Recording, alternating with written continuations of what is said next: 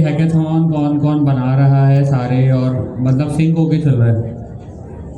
Hackathon 0 किस किस का हो गया?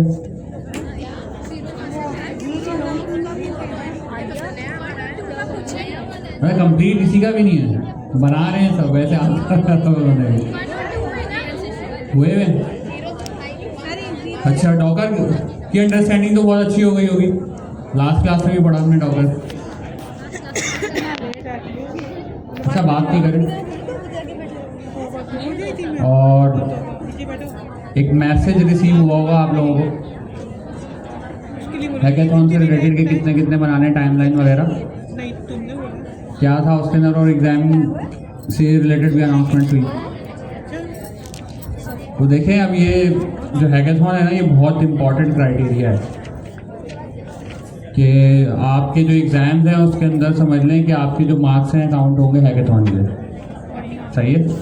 सो आप लोगों ने ये हैकेथॉन को प्रॉपरली करना है। ये हैकेथॉन देखने के अंदर लग रहे हैं ये सिर्फ एक टू डू ऐप बना रहे हैं आप लोग, जहाँ जगह मिल रही है वहाँ पे बैठ जाएं, बैठ जाएं।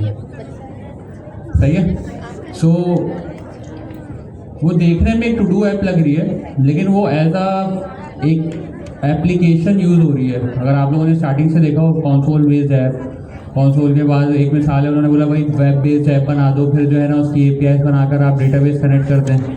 मतलब उसका क्या होता है कि एक आपको दिखाने के लिए एक मॉडल है, मॉडल के अंदर क्या क्या चीज़ें हो रही है, फ्रंट एंड बनाना आ गया आपको, आप ये प्रोटेक्ट करना चाह रहे हो, उसके साथ साथ क्या करना चाह रहे हैं कि भाई आप करंट APIs बना लेते हैं डेटाबेस को यूज़ करके सारी चीज़ें। ऑथेंटिकेशन आप लोगों ने पढ़ी हुई है, ऑथेंटिकेशन आपको आ गई है, ठीक है। अभी कंटेनराइजेशन भी पढ़ा दी, कंटेनराइजेशन आपको आ गई है। LLM वगैरह को यूज़ करना आपको आ गया है।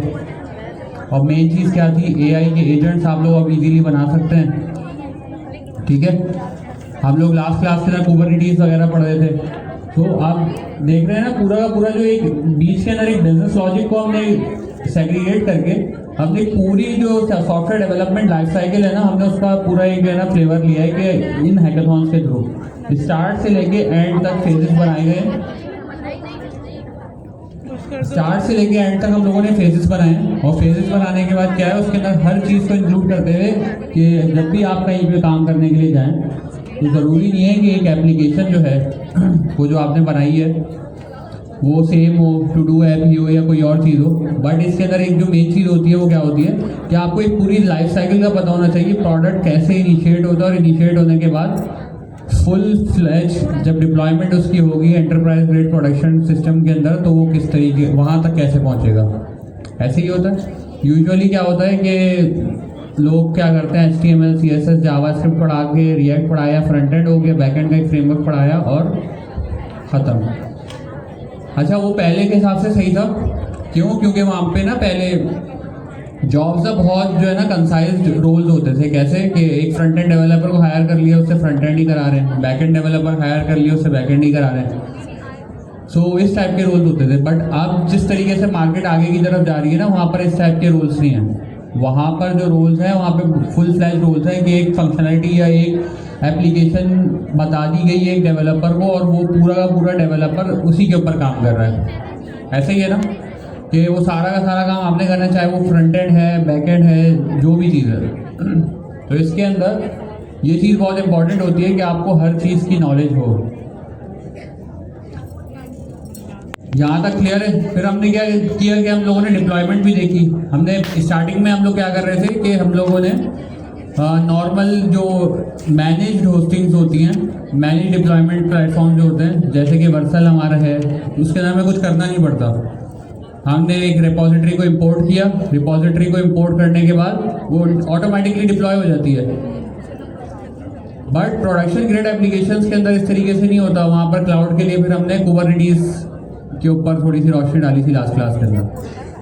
अच्छा, इसके अंदर ना हमारी एक मसला है, अभी एक दो चीज़ें हैं हमें जो कवर करनी है, जो कि हम सोच रहे हैं कि कुबरनेटिस से पहले कवर करा दें। यहाँ तक कुबरनेटिस को रोकें ताकि आर्किटेक्चर वगैरह और बाकी लोग भी पढ़ लें जिन्होंने नहीं पढ़ा, क्लास मिस की है। अच्छा, अब एक मेरा सवाल है कि 5 लोग एक एप्लीकेशन के ऊपर काम कर रहे हैं, ठीक है। अब आप एक एप्लीकेशन, बल्कि एक मिसाल है पहले से बनी हुई है, एक मिसाल है, Daraz.pk के अंदर आप एक ऐसा डेवलपर हायर हुए और आपने उनके किसी जो है फीचर को अपडेट किया है या उसके अंदर कोई और नई फंक्शनलिटी ऐड की है, तो इस चीज़ की क्या श्योरिटी है कि आपने जो फिक्स किया है या जो फीचर ऐड किया उसकी वजह से कोई और चीज़ नहीं बिगड़ी या कुछ और ख़राब नहीं हुआ? ये आप कैसे आइडेंटिफाई करोगे? भाई मैंने एक एप्लीकेशन आसान करता है, मैंने एक एप्लीकेशन बनाई, मैंने क्लाइंट को दे दी, क्लाइंट ने फिर कोई और डेवलपर को लिया, लेट से आपको हायर किया और आपसे एक काम करवाया, उसके अंदर एक फीचर ऐड करवाया। तो जब आपने वो फीचर ऐड किया तो इस चीज़ की क्या श्योरिटी है, क्या गारंटी है कि आपने जो काम किया वो फीचर तो आपने उसके अंदर डिप्लॉय कर दिया सक्सेसफुली, लेकिन जो पहले वाली फंक्शनलिटी थी वो ख़राब नहीं हुई? क्या करेंगे? टेस्टिंग करनी पड़ेगी ना। मैं कैसे कि भाई एक मिसाल ई कॉमर्स की एप्लीकेशन है, मैंने पेमेंट गेटवे की इंटीग्रेशन की, बट मुझे क्या करना पड़ेगा, पूरी एप्लीकेशन को, कार्ड फंक्शनलिटी और जितने भी प्रोडक्ट्स फैच हो रहे हैं सारी चीज़ें दोबारा से टेस्ट करनी पड़ेंगी। मैनुअली मैं बैठा हुआ टेस्ट कर रहा हूँ। ऐसे ही होता है, ऐसे ही होगा। नहीं, वो तो कोड के कॉन्फ्लिक्ट्स है ना। मैं तो एक बात कर रहा हूँ कि मैंने तो चेंज कर दिया ना, किसी की लॉजिक छेड़ दी मैंने। नहीं, वो एक अलग चीज़ है ना, वो कोड मैनेजमेंट है, वो कोड वर्जनिंग है। मेरा जो सवाल है, देखें, आपने कैलकुलेटर बनाया था, उसके अंदर जब आपने उसके अंदर ऐड का एक मेथड लिख दिया, ठीक है, और मैंने वहाँ पर जाकर एक सब्ट्रैक्ट का मेथड लिखा, लेकिन मैंने गलती से वो जो ऐड का मेथड था ना, 1+1 अगर उसको देते थे तो वो 2 बताता था, मैंने वो प्लस की जगह ना, नाम उसका ऐड ही है, वो डिवाइड कर दिया मैंने। अब ये कोई कैसे आइडेंटिफाई करेगा? मुझसे गलती से हो गया, अब मुझे पता भी नहीं लगा, तो मैं कैसे करूँगा? कैसे? वर्जन कंट्रोल नहीं, वो तो निकल गया ना। वो तो वर्जन कंट्रोलिंग तो जब आएगी जब मैं कोड कमिट करने जाऊँगा, जब फाइनलाइज हो जाएगा कोड। यूजुअली हम लोग क्या करते हैं, हम लोग जो भी एप्लीकेशन के ऊपर काम कर रहे होते हैं, हम उसकी नॉर्मल जो क्या नाम है कन्वेंशनल प्रैक्टिसेस हैं, उसके अंदर यही होता है कि आप पहले काम करते हैं, काम करने के बाद उसको मैनुअली टेस्ट करते हैं कि भाई यहाँ से अच्छा ये भी चल रहा है, ये भी चल रहा है, ये भी चल रहा है। एक चेकलिस्ट होती है आपके पास, चेकलिस्ट को पूरा करते हो आप, और फिर वो काम आपका ख़त्म हो जाता है। बट ये एक बहुत लेंथी प्रोसेस है। अगर हम एक छोटी एप्लीकेशन के ऊपर इम्प्लीमेंट करने की कोशिश करें तो हो भी जाएगा। एक मिसाल है, कोई छोटा सा एक ई-कॉमर्स का स्टोर है, बट अगर हम किसी एंटरप्राइज ग्रेड एप्लीकेशन की बात कर रहे हैं ना, तो वहाँ पर फिर ये चीज़ चलेगी नहीं। एक मिसाल है, वहाँ पर 50 बंदे काम कर रहे हैं और 50 बंदे एक कोड लिख रहे हैं, तो फिर वहाँ पर हम इस तरीके से नहीं कर सकते। हमें वहाँ पे क्या करना पड़ेगा, हर चीज़ के टेस्ट केसेस लिखने पड़ेंगे, ठीक है। सो टेस्ट केसेस क्या होता है कि आप जो भी फंक्शनलिटी लिखते हैं उससे रिलेटेड एक टेस्ट लिखते हैं, जो क्या करता है आपके जो ये मैनुअल टेस्टिंग है ना, इसको ऑटोमेट कर देता है। आप कोई भी काम करते हैं, आपने अपना फीचर ऐड किया और सारे के सारे टेस्ट केसेस दोबारा से चला दिए, वो भी हम करके भी देखेंगे। तो टेस्ट केसेस चलाने से फ़ायदा क्या होगा?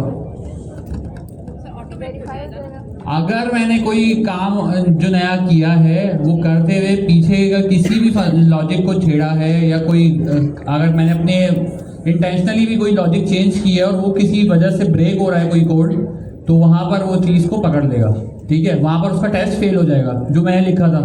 यूजुअली कोई भी अगर आप एप्लीकेशन को देख रहे हैं, कोई भी कोड लिख रहे हैं, तो वो किसी ना किसी बिजनेस लॉजिक की बेस पे है ना। तो हम लोग टेस्ट ड्रिवन डेवलपमेंट में क्या करते हैं, जो भी लॉजिक लिख रहे हैं, जो भी API बना रहे हैं या कंपोनेंट बना रहे हैं रिएक्ट का या कुछ भी कर रहे हैं, उसका जो एक्सपेक्टेड आउटपुट होता है ना, उससे रिलेटेड एक टेस्ट लिखते हैं, ठीक है। एक मिसाल है, मैं टेस्ट लिखूंगा तो क्या करूंगा, मैंने एक बैकएंड की API बनाई है लॉगिन की, तो उसके अंदर लॉगिन की API के टेस्ट में क्या होना चाहिए, वो एक API में कॉल कर लूँ लॉगिन की। एक अगर हम हायर लेवल के ऊपर देखें, वो API कॉल होगी उस टेस्ट के अंदर, उसके अंदर ईमेल पासवर्ड जाएगा, उसका रिस्पॉन्स आ जाएगा। ऐसे ही है लॉगिन API की टेस्टिंग अगर मैं करना चाहता हूँ, लॉगिन पेज की टेस्टिंग मैं करना चाहता हूँ, तो अगर लॉजिक की बेस पे देखें तो यही होगा। अगर हम इस कोड के अंदर लिख देते हैं तो ये हमारा काम हो जाएगा, हमें ये बार बार टेस्टिंग नहीं करनी पड़ेगी, ठीक है।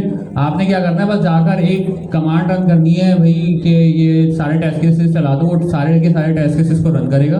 टेस्ट केसेस जैसे ही रन होंगे उनका आउटपुट आपके सामने नजर आ जाएगा। अगर कोई फेल होगा और किस वजह से फेल हो रहा है वो भी आपके सामने नज़र आ जाएगा। तो कमांड कौन सी कमांड?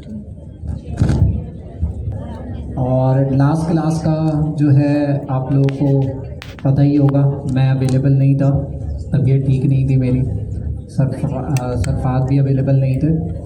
तो लास्ट क्लास की रिकॉर्डिंग तो मुझे मिल गई माशाल्लाह से, जो है कोऑर्डिनेटर्स ने बड़ा अच्छा लीड किया था। लेकिन आप लोगों से आज सोच के तो मैं आया था कि आज आप लोगों को ज़रा पकड़ूं, क्योंकि जब क्लास में पढ़ाई हो रही थी तो रिकॉर्डिंग में सबकी आवाज़ें आ रही थी, जबकि कोऑर्डिनेटर्स जो है इतनी मेहनत से आपके लिए कंटेंट बना के लाए थे। इवन अभी भी मैं आया था तो पीछे से मैं आ रहा हूँ तो बातों की लगातार आवाज़ें आ रही। अगर आप में से किसी को नहीं पढ़ना, जैसे बहुत सारे लोगों को सच में नहीं पढ़ना, तो वो नहीं आए ना, नहीं तकलीफ ली, क्या इतना ट्रैफिक में आप लोग होकर आए, यहाँ पर आके बैठे और आके फिर बातें करने लगे, तो फिर फ़ायदा नहीं है ना, आपका ही नुकसान हो रहा है और दूसरे लोग भी डिस्टर्ब हो रहे हैं। जो पढ़ना चाह रहे हैं, जो आपके आसपास में बैठ के पढ़ना चाह रहे हैं, वो आपकी आवाज़ों की वजह से पढ़ नहीं पा रहे। तो ऐसा नहीं करें। आज अगर मेरा कंटेंट क्यूबरनेटीज़ होता तो लास्ट क्लास में जो भी हमने पढ़ा था उसके हवाले से सबको मैं पकड़ता, लेकिन आप लोगों की किस्मत अच्छी थी कि आज जो है हमारा कंटेंट, लास्ट हमारी मीटिंग हुई है, सर फाद ने कुछ बताई आप लोगों को कि हमारा जो कंटेंट है उसके अंदर कुछ चीज़ें हैं क्यूबरनेटीज़ कवर कराने से पहले, वो हमने पहले कवर करनी है, फिर हम क्यूबरनेटीज़ की तरफ जाएंगे।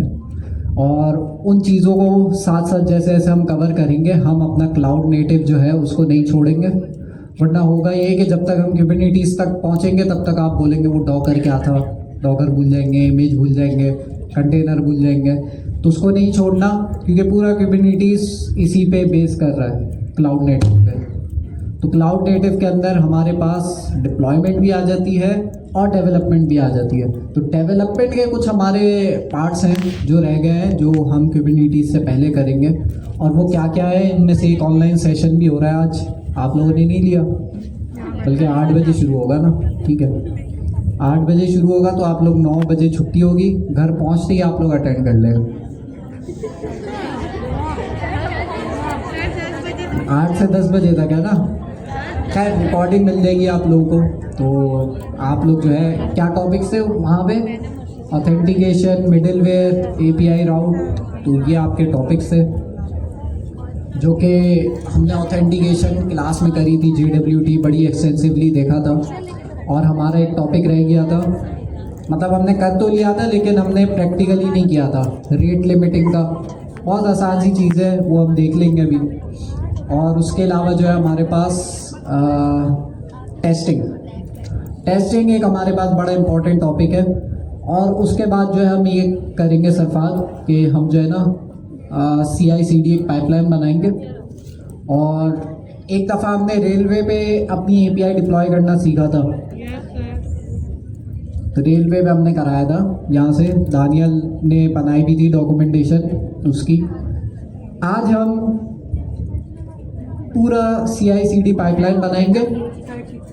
CI/CD पाइपलाइन का जिनको नहीं पता, अव्वल तो पता होना चाहिए, लेकिन ऐसा हो कि हम अपना फास्ट API का कोड गिटहब पे पुश करें, वहाँ से हमारा जो पुश हुआ हुआ कोड है वो ऑटोमेटिकली लाइव हो जाए।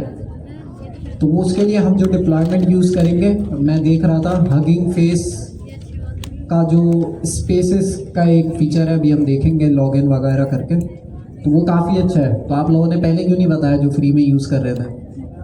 बताया था जी, मैंने मना तो नहीं किया होगा, पता तो था मुझे हगिंग फेस में है डिप्लॉयमेंट का फीचर, लेकिन इतना अच्छा है मुझे ये नहीं पता था। 2 मिनट में हो गया था डिप्लॉय, मैंने कहा लो भाई, रेलवे पे हम कहाँ फंसे हुए थे। तो अब पता नहीं उसकी क्या लिमिट्स है, लेकिन मुझे तो कोई लिमिट ऐसे नज़र नहीं आई, ईजिली डिप्लॉयमेंट हो गई थी। किसी ने यूज़ किया है? ये देखो दानियल, आप रेलवे मुझे बता रहे हो, ये हगिंग फेस का नहीं बता रहे। खैर तो उससे आपकी बहुत आसान होगा, हम देख लेंगे। लेकिन एक हमारा एक और पार्ट है CI/CD वाला, तो हम रखेंगे। इसके अंदर हमारा जो कंटेनराइजेशन, ये देखो फ़ौरन हाथ से निकल जाता है। एक हमारा जो है कंटेनराइजेशन, वो जो डॉकर वाला पार्ट है वो वहीं का वहीं रहेगा। हम इमेज बनाएंगे, उस इमेज को डिप्लॉय करेंगे और जो हमारा कंटेनर है वो फिर हमारे पास लाइव चलेगा। लाइव चलने से मुराद वो कंटेनर डिप्लॉय हुआ होगा। मैं किसी के साथ भी शेयर कर सकता हूँ, हर कोई मेरी API यूज़ कर सकेगा। लेकिन होगा ये कि हमारा बैकएंड जो है वो कंटेनराइज होकर डिप्लॉय होगा। आगे हम जो है इसी तरह के बैकएंड जो हमारे बनेंगे उसमें हम यही करेंगे कि लाजमी कंटेनराइजेशन करते रहेंगे ताकि हमारा क्लाउड नेटिव में हाथ अच्छी तरह बैठ जाए कि क्यूबरनेटीज़ में हमें मुश्किल ना हो। ठीक हो गया। तो अभी हम ये करेंगे कि सरफाद टेस्टिंग वगैरह से फिर जो है जब आपका हो जाएगा तो आप उस रिपोजिटरी को गिटहब पे पुश करेंगे, फिर मैं पुल करके फिर हम आगे उसी पे CI/CD और डिप्लॉयमेंट का देखेंगे।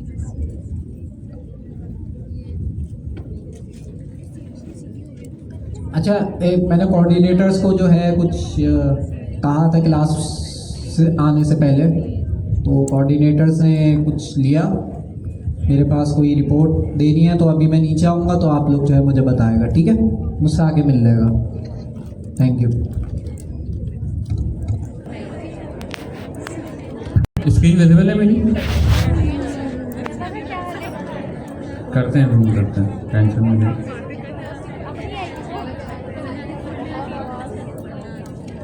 सही है।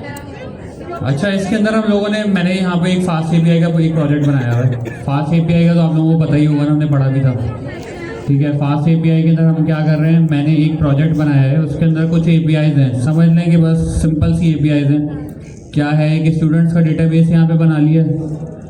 अच्छा, और क्या है, ये एक तो आपका हो गया नॉर्मल राउट जो होता है /रूट राउट, उसके बाद एक हेल्थ चेक का राउट है इसके अंदर, एक वो जो DB के अंदर जितने भी स्टूडेंट्स ऐड होंगे उनको आप गेट कर सकते हो इस राउट से, और बाकी और भी APIs हैं। मतलब लॉजिक से आप लोगों को टेंशन नहीं ले, मैं सिर्फ दिखाना चाह रहा हूँ कि इसके अंदर है क्या। अगर आपको वो API के अंदर क्या लिखा हुआ है उससे आपको कोई सरोकार नहीं है, आपको मैं सिर्फ बताना चाह रहा हूँ कि भाई इसके अंदर है क्या। क्लियर है यहाँ तक? ठीक है। अच्छा भाई, चला कर देख लें इसको, चलना भी तो चाहिए। ये चल रहा होगा मेरे ख्याल से, हाँ चल रहा है। ठीक है, अब देखते हैं हम यहाँ पे आगे कि भाई ये प्रॉपरली है भी कि नहीं। लोकल होस्ट 8000/docs, ये मेरा API का सर्वर भी चल रहा है। क्लियर है यहाँ तक? Yes sir. अच्छा, अब हमने इतना देख लिया है ना। मैंने ये जो हमारा जितना भी टेस्टिंग वाला और जो दूसरा हमारा है ये रेट लिमिटिंग वाला है, इसके लिए एक ट्यूटोरियल बनाया हुआ है, ये मैं आप लोगों के साथ शेयर कर दूंगा। इसके अंदर पूरा का पूरा जितना भी पूरा स्टेप बाय स्टेप प्रोसेस है ना, कि भाई ये अगर एक मिसाल है आपको ये फास्ट API का प्रोजेक्ट भी बनाना नहीं आता तो वो भी इसके अंदर मैंने डाल दिया कि भाई क्या API के लिए आप किस टाइप के टेस्ट लिख सकते हो। ठीक है, टेस्टिंग के लिए ना कुछ भी कर सकते हैं आप अपनी कोई स्क्रिप्ट बना लें पाइथन की, उससे टेस्टिंग कर सकते हैं कि भाई एक लॉगिन की API कॉल करो इस तरीके से, तो कोड ही है सिंपल सा। बट उसको एफिशिएंटली करने के लिए ना कि उसका एक अच्छा सा आपके पास आउटपुट आ जाए, और आउटपुट आने के बाद वो आपको ये भी बता दे कहाँ पर इसका एरर आया है। ठीक है, तो उसके अंदर क्या होता है हमारे पास कि हम लोग यूज़ करते हैं पाईटेस्ट। पाईटेस्ट एक पाइथन का ही फ्रेमवर्क है, और पाइथन का फ्रेमवर्क होने की वजह से हमें क्या फ़ायदा मिलता है कि बिल्कुल इजी टू यूज़ है। जिस तरीके से पाइथन के अंदर आप टेस्ट केस, लैंग्वेज भी पाइथन ही यूज़ हो रही है, मतलब एक सिंपल पाइथन का जो अभी मैं दिखाऊंगा ना, आप लोगों को लगेगा कि यार एकदम सिंपल पाइथन ही तो लिख रहे हैं। ठीक है, बट पाईटेस्ट वो मॉड्यूल है जो कि इसको पूरा सारे के सारे टेस्ट को एग्जीक्यूट करेगा। एग्जीक्यूट करने के बाद आपको आउटपुट भी बताएगा कि भाई आपके जो टेस्ट का आउटपुट है वो ये है। क्लियर हो गया? अच्छा जी, यहाँ पर जो हमने ये एक प्रोजेक्ट बनाया हुआ है ना, इस प्रोजेक्ट में ना सिंपल सा मैंने एक काम किया है। एक काम वो मैंने क्या किया है कि यहाँ पर अंडरस्कोर init .py की एक खाली फाइल बनाई है, ठीक है। ये क्यों बनाते हैं किसी को पता है? ये वैसे मुझे याद है कि जो ना ये सर अमीन ने पढ़ाई थी स्टार्ट। पैकेज बना रहे हैं ना सर। यस, जब हम इसको __init_.py बना देते हैं ना, ये वाली फाइल कहीं पे भी किसी भी डायरेक्टरी के अंदर ऐड कर देंगे, तो पाइथन उसको नॉर्मल स्क्रिप्ट के बजाय एज अ पैकेज या एज अ मॉड्यूल ट्रीट करता है। आप लोगों ने देखोगे ना npm के पैकेजेस बनाए थे हम लोगों ने Q1 के अंदर, हैं, कैलकुलेटर बनाते थे तो उसके लिए डिफरेंट काम करते थे। तो पाइथन के अंदर ये वाली फाइल बना के हम क्या कर सकते हैं कि अब हमारा जो ये ऐप का जो ये फोल्डर है ना, ऐप की जो ये हमने डायरेक्टरी बनाई थी, अब क्या बन गया, ये एक मॉड्यूल या एक पैकेज बन गया, ठीक है। सो हमें जो हम आज तक जो भी फास्ट एपीआई को यूज़ करते हुए काम करते हुए हैं ना, वो सारा का सारा काम वैसा ही चलेगा। बस आपने आपका जो ये ऐप का फोल्डर है इसके अंदर ये वाली फाइल क्रिएट कर देनी, खाली छोड़ देना इसके बाद, ठीक है। इसके अंदर कुछ भी हमें कोई कोड नहीं लिखना, कुछ भी नहीं करना, क्लियर है। अच्छा भाई, हमने एपीआई देख ली, एपीआई हमारे पास कौन कौन सी बनी हुई हैं, क्या चीज़ जी। पाईटेस्ट को ना, पाईटेस्ट जो आपके एप्लीकेशन को जब टेस्ट करता है ना, तो उसको मॉड्यूल्स चाहिए होता है, पैकेजेस चाहिए होता है। पैकेजेस की फॉर्म में कोड जो होता है ना, उसी को ही वो ट्रीट करता है, अदर देन दैट यूज़ नहीं करता। आपको पैकेज नहीं समझ में आया या ये समझ में आया कि हमने किया क्यों है? अच्छा, देखिए एक नॉर्मल कोड है, ठीक है। कोड के अंदर क्या होता है कि आपने एक फाइल बनाई .py की, उसके अंदर एक ऐड का फंक्शन लिखा, उसको चला दिया, स्क्रिप्ट रन कर दी। अब इसके अंदर क्या चीज़ है, उसके अंदर आप ना पाइथन को जब चलाने का बोलेंगे ना, तो पूरी की पूरी स्क्रिप्ट रन होगी। एक मिसाल है कि स्क्रिप्ट के अंदर मैंने 50,000 लाइन की कोड लिखा और उसके अंदर 10,000 फंक्शन है मेरे। जब भी मैं उसको रन करूंगा और मुझे सिर्फ ये पता करना है ना कि भाई डेट बताओ मुझे, यूएस के अंदर अभी क्या डेट हो रही है। एक मिसाल है, मैंने एक फंक्शन लिखा हुआ है, अमेरिका में क्या तारीख हो रही है ये लेके आओ। लेकिन वो क्या करेगा, वो सारे के सारे 10 के 10,000 फंक्शंस को रन करेगा, ठीक है। बट हमें ये चीज़ नहीं करनी होती। हमें क्या चाहिए कि भाई हमें जो चीज़ रन करनी है ना, हम वो ही चीज़ रन कर पाएँ। तो उसके लिए हम क्या करते हैं, अपने कोड को ना मॉड्यूलर कर देते हैं। पाइथन को ये बताते हैं कि भाई ये एक मॉड्यूल है, ये एक पैकेज है, आप इसको ऐसे ट्रीट करो, आप इसको कोई स्क्रिप्ट नहीं समझो, ठीक है। अब जब मैं इसके अंदर कोड लिखूंगा ना, जैसे अभी ये ऐप डायरेक्टरी का तो हो गया, ठीक है। जब मैं पाईटेस्ट से उसको रन करूंगा ना, फिर मैं आपको बताऊंगा कि ये क्या बात कर रहा हूँ मैं, कि इसके अंदर जब ये 10,000 फंक्शन अगर मैं लिख दूँ और उसके अंदर से मुझे कोई स्पेसिफिक फंक्शन रन करना है, तो मैं इस फाइल को ट्रिगर करते हुए सिर्फ एक ही फंक्शन को ट्रिगर कर लूँगा और मुझे सारे के सारे फंक्शन रन करने की ज़रूरत नहीं है, ठीक है। और इट इज़ हाईली पॉसिबल कि आप किसी अगर मिड साइज एप्लीकेशन के ऊपर भी काम कर रहे हैं ना, तो उसके अंदर हज़ारों टेस्ट केसेस होंगे और खुदा ना खासा आपने अपने लैपटॉप के ऊपर सारे टेस्ट केसेस चला दिए, तो आप उसको दोबारा यूज़ नहीं कर पाएंगे जब तक वो क्रैश नहीं हो जाता जी।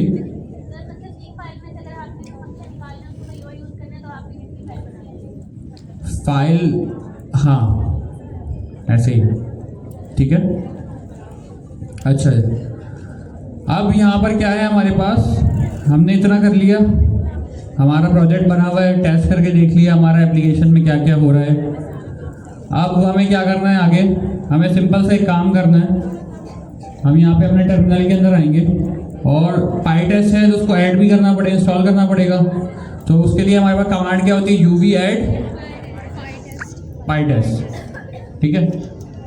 जैसे ही मैं ये चीज़ करूँगा, ये पाईटेस्ट को ऐड कर देगा। डिपेंडेंसी है तो डिपेंडेंसी मेरे पास यहाँ पर ऐड हो गया पाईटेस्ट। अब आगे चलते हैं भाई, अब आगे क्या करवा रहे हैं। अच्छा, सबसे पहले हम लोग ये चीज़ समझते हैं कि टेस्ट जो है ना, हम ये तो पता लग जाएगा भाई फ्रेमवर्क है, ये पाईटेस्ट के फ्रेमवर्क से लिख लूँगा मैं या क्या करूँगा, ठीक है। अब हमें सबसे पहले ये चीज़ समझनी है कि टेस्ट लिखने की थॉट प्रोसेस क्या होती है। जब भी आप कोई टेस्ट लिखते हैं, उसका थॉट प्रोसेस क्या है कि आप जब एक मिसाल है, एक लॉगिन की एपीआई की हम जैसे बात कर रहे थे, तो लॉगिन की एपीआई के अंदर हम क्या ऐसा करेंगे कि जो है ना वो हमारा टेस्ट बिल्ड भी हो जाए और बिल्ड होने के बाद उसको हम जो है मल्टीपल टाइम्स रन कर सकें। लॉगिन की एपीआई है, एपीआई को हमने कॉल किया, डेटा आया वहाँ से, ठीक है। जब वहाँ से हमारे पास डेटा आया, हमने चेक किया, हाँ भाई जो डेटा हमने भेजा था टेस्ट के अंदर जो वहाँ से आया क्या वो सेम है। अगर वो सही सेम था तो हमने उसको ऑथेंटिकेट कर दिया। क्या इतना टेस्ट काफ़ी था? सर अगर वो डेटा सही नहीं आया तो हमें एरर हैंडलिंग तो करनी पड़ेगी उसमें। हमें एरर्स की स्टेट्स के भी टेस्ट केसेस लिखने पड़ेंगे। जैसे कि अगर किसी ने एपीआई के अंदर पेलोड सही नहीं भेजा, एपीआई है आपकी, उसका जो स्ट्रक्चर है पेलोड का वो उस स्ट्रक्चर में नहीं भेजा और वो एपीआई एक्सेप्ट कर रही है, तो ये गलत चीज़ है ना। तो हमें इस चीज़ के भी टेस्ट केसेस लिखने हैं कि भाई हमारे पास सारी चीज़ें सही चलें।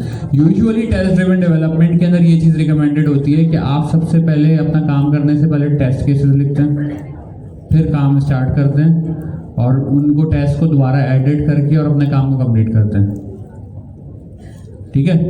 सो ये पूरा एक थॉट प्रोसेस है कि आप जिस तरीके से जो है ना अपने टेस्ट केसेस को बिल्ड कर रहे हो। तो अच्छा, हम पाइटेस्ट के थ्रू हम लोग क्या करेंगे कि हम लोग कोशिश करेंगे कि हमारे पास हम इस तरीके से टेस्ट केसेस को बिल्ड करें कि भाई हम एक डेटा भेजें एक एपीआई के लिए और वहाँ से जो डेटा आए उसको मैच करा कर देख लें कि हाँ भाई डेटा सही आया है हमारे पास।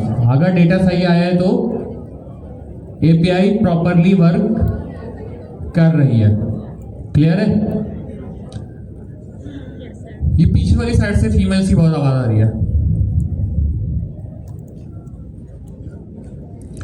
सो इसके अंदर हमारे पास क्या है, ये पूरा सारी चीज़ें मैंने इसके अंदर डॉक्यूमेंट की हुई है। पाइथन के अंदर एक असर्ट का कीवर्ड होता है, क्या करता है ये? क्या करता है? स्क्रीन पे खुला हुआ है फिर भी कोई नहीं बता रहा। ट्रू है या फॉल्स है ये चेक करके आपको बताता है, और ट्रू होगा तो बता देगा कि भाई ये ट्रू है। अच्छा भाई, हम लोगों ने क्या किया था, हमने एक चीज़ देखी थी कि भाई सबसे पहले हमें ये चीज़ देखनी है कि हम लोग एक नॉर्मल टेस्ट लिखते हैं। नॉर्मल टेस्ट लिखने के बाद इस चीज़ को देखते हैं कि क्या हमारे पास जो हमने टेस्ट लिखे हैं वो प्रॉपरली चल रहे हैं। फिर हम अपनी एपीआई के लिए टेस्ट लिखेंगे, ठीक है। टेस्ट चलता कैसे है, मतलब मैं ये पूरी एक उसकी साइकिल दिखाना चाह रहा हूँ आपको कि भाई ये टेस्ट रन होगा जब किस तरीके से होगा, फेल किस तरीके से होगा, ठीक है। तो यूजुअली उसका क्या तरीका होता है, हमारे पास हमारा जो ये रूट फोल्डर है प्रोजेक्ट का, इसके अंदर जो हमारा ये ऐप का फोल्डर है, ऐप अलग होती है हमारे पास, और उसके रूट पे हमारे पास क्या चीज़ होती है,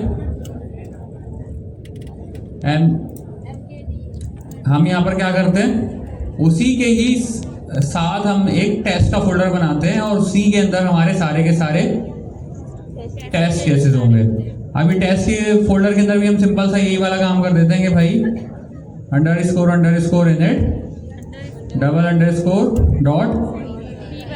$_डॉट py। हमने ये भी फाइल यहाँ पर बना दी और इसको भी हमने खाली छोड़ दिया कि भाई इसकी भी हमें ज़रूरत नहीं है।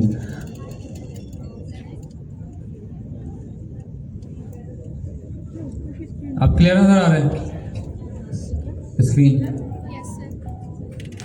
ठीक है, अब हमने ये कर लिया। अब हम यहाँ पर ना, अब यहाँ से ना अपने हम जो है ना टेस्ट केसेस के लिए जो है ना चीज़ें लिखनी शुरू कर देंगे। भाई क्या करना है, सबसे पहले मैं एक फाइल बनाता हूँ यहाँ पे test_basics.py, और हम देखते हैं कि भाई अपने ट्यूटोरियल के अंदर कि भाई हमारे पास टेस्ट किस तरीके से लिखे हुए हैं। यहाँ पे क्या लिखा हुआ है, यहाँ पे ये क्या है, डेफ एडिशन। इसके अंदर ये एक पाइडॉक दिया है उसने, और यहाँ पर ये क्या है, एक गेम लिखा हुआ है। इसके अंदर कोई ऐसी स्पेसिफिक चीज़ हमने बताई है टेस्टिंग के अंदर कि भाई हमने कोई स्पेसिफिक चीज़ यूज़ कर ली हो पाइटेस्ट के मॉड्यूल से निकाल के और यहाँ पर कुछ कर दिया हो? सिंपल पाइथन का कोड है, ठीक है। इस वाले टेस्ट के अंदर भी यही हो रहा है।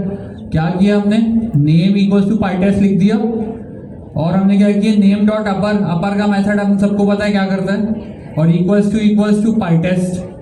और ये भी मतलब दोनों के दोनों जो हमारे पास फंक्शंस हैं वो क्या हैं, वो नॉर्मल पाइथन के फंक्शंस हैं।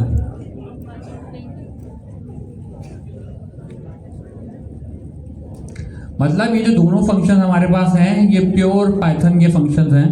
बस पाइटेस्ट के मॉड्यूल से हम क्या करेंगे, उसको रन करेंगे और वो सारे के सारे टेस्ट केसेस चला कर देखेंगे। ठीक है, हम देख लेते हैं भाई, इसको कॉपी कर लेते हैं और अपनी यहाँ पर आगे फाइल के अंदर हमने ऐड कर दिया। ठीक है, समझ लें कि हमारे पास ये दो बेसिक से टेस्ट केसेस यहाँ पर आ गए। अच्छा भाई, अब चलते हैं आगे। अब आगे वो क्या बता रहे हैं यहाँ पर, भाई अब आपने टेस्ट केसेस बनाए हैं, अब आप इन टेस्ट केसेस को रन करो। तो रन करने के लिए मुझे क्या करना पड़ेगा,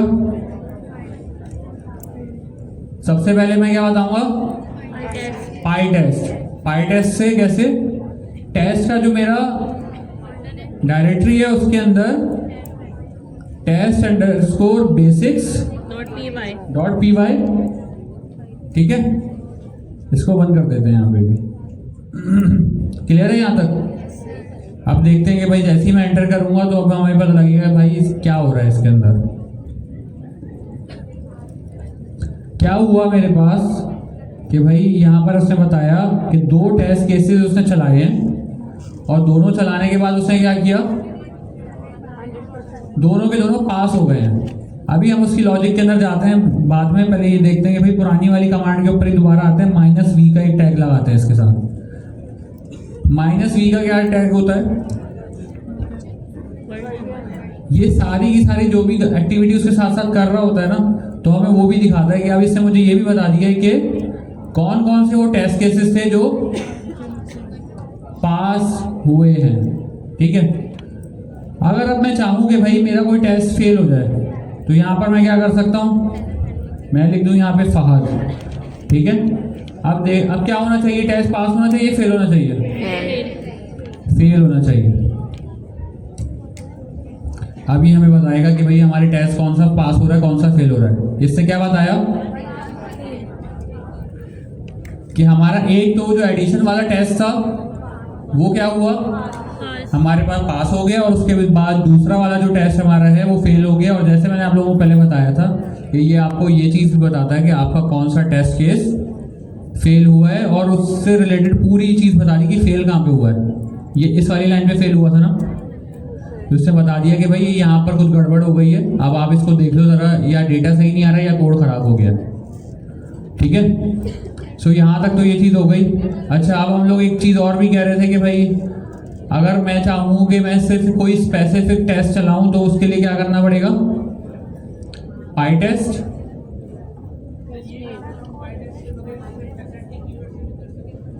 कौन से, कौन सा, ये जो काम हमने किया हुआ है, हाँ वो हो जाएगा, बट उसके ना मसला क्या होगा कि वो जो आप काम कर रहे हो ना वो एक आपकी ये चीज़ फेल होगी और वो वहीं पे रुक जाएगा। इंटरप्रेटेड लैंग्वेज है ना पाइथन, वो वहाँ पर आएगा, फेल होगा और वहीं पे स्क्रिप्ट आपकी बंद हो जाएगी। ठीक है, तो हमने यहाँ पर अगर आप इस फाइल के अंदर भी देखें तो हमने फंक्शंस लिखे, एग्जीक्यूट तो किए ही नहीं है। अगर ये पाइथन के अंदर मुझे रन करने होते तो मुझे क्या करना पड़ता है, यहाँ पे ये टेस्ट ये वाला इस तरीके से कॉल भी करने पड़ते ना, बट हमने कॉल नहीं किए हुए, हमने इनको ऐसे ही बनाकर ना पाई टेस्ट को दे दिया कि भाई आप जाओ खुद ही कॉल कर लो। ठीक है, वो खुद से इनको पढ़ भी रहा है और इनको एग्जीक्यूट भी कर रहा है, इनकी सारी प्रोसेसिंग को देख रहा है। प्रोसेसिंग देखने के बाद जो आउटपुट है उसके पास जो आ रहा है वो हमें आकर बता भी रहा है कि भाई ये चीज़ ऐसे परफॉर्म हुई थी, इसके अंदर ये एरर है, टेस्ट केस पास हुआ या फेल हुआ, जो भी उसका आउटपुट है वो सारी चीज़ें आपके पास आ गई। ठीक है, अब इसके अंदर जैसे दो टेस्ट केसेस थे ना मेरे पास, तो अब मैं क्या कर सकता हूँ कि भाई test basics dot p y. अच्छा, अब यहाँ पर हमने अपनी फाइल का नाम बता दिया। अब हम अगर चाह रहे हैं ना कि कोई स्पेसिफिक टेस्ट केस रन कर लें, तो हम जैसे एक मिसाल टेस्ट एडिशन है, तो हम क्या करेंगे, हमने दो दफ़ा कॉलन लगाया और टेस्ट अंडरस्कोर एडिशन। ठीक है, जैसे ही हम इसको करते हैं रन, देखते हैं कि भाई क्या हुआ। एक सेकंड, ओके।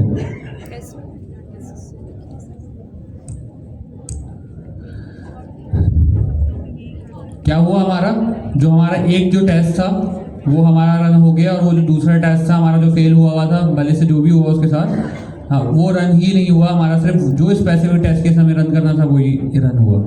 इसके अंदर क्या होता है कि जब आपके पास बहुत सारे टेस्ट केसेस लिखे होते हैं, मिसाल आप टेस्ट केसेस लिख रहे हो तो अब बार बार सारे रन होंगे, उससे बेहतर यह है कि आप जो लिख रहे हो जिसको प्रॉपरली उसी को ही चला के टेस्ट करते रहो ताकि आपका टाइम सेव हो। ठीक है, अब हमें क्या करना है, आपने देखा होगा कि हमने ये पूरा का पूरा प्रोजेक्ट बनाया हुआ है। अब जो ये APIs हैं, हम इन APIs को टेस्ट करके देखते हैं कि भाई इन APIs को टेस्ट करके हमारे पास क्या चीज़ आएगी।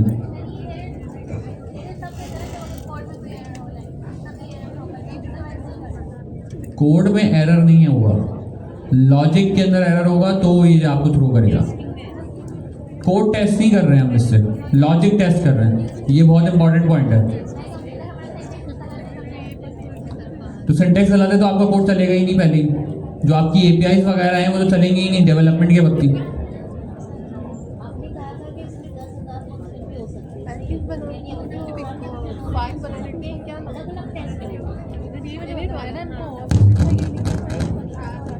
जी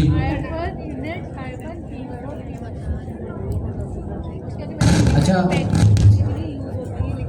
एक चीज़ है, जब मैंने टेस्टिंग स्टार्ट करी थी ना सीखना, तो मुझे होता था यार ये एक तो हमारे पास चीज़ के पहले हम अब एप्लीकेशन का कोड लिखें, फिर हमारे पास एक और चीज़ है कि उन एप्लीकेशन को सही चल रही है नहीं चल रही उसके टेस्ट का कोड लिखें, मतलब एक एक्स्ट्रा बर्डन आ जाता है, एक्स्ट्रा चीज़ लिखनी पड़ती है कि टेस्टिंग करें। और मुझे पहले ये नहीं समझ आता था कि टेस्टिंग का क्या फ़ायदा, ये एक्स्ट्रा कोड ही लिखना पड़ रहा है।